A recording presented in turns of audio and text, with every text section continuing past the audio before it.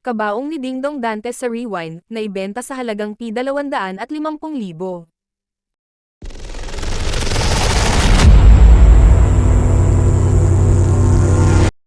Naibenta sa tumataginting na P250,000 ang atol na ginamit ng aktor na si Dingdong Dantes sa pelikulang Rewind, bagay na itinuturing bilang highest-grossing Filipino film sa kasaysayan ng bansa. Lumabas kasi sa YouTube series na Pinoy Pawn Stars, ang funeral service provider ng Street, Athanasius Memorial Chapel na si Pasky Ilagan sa pag-asang may benta ang kakaibang item sa shop ng internet personality na si Boss Toyo.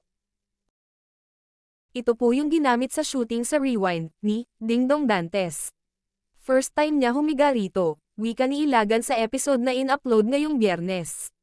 Hiniram lang po sa amin ng production.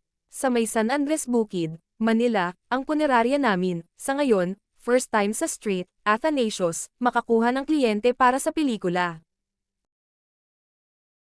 Nagpakita pa si Ilagan, na nagmamay-ari ng punerarya, ng video ng pagpasok ni Dingdong sa loob ng naturang kabaong bilang patunay.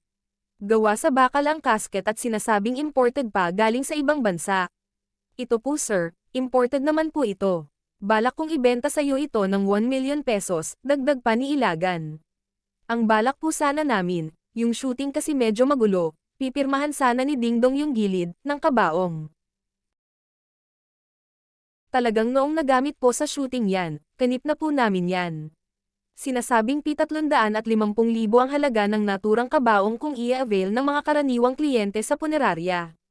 Kasama na rito ang mga serbisyo gaya ng car-o.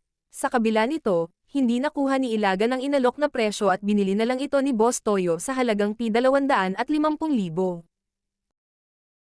Ayon sa YouTube personality, mas mataas sana ang halaga nito kung nakuha nilang papirmahan ito kina Dingdong at asawang si Marian Rivera, na siyang kasama rin sa Rewind.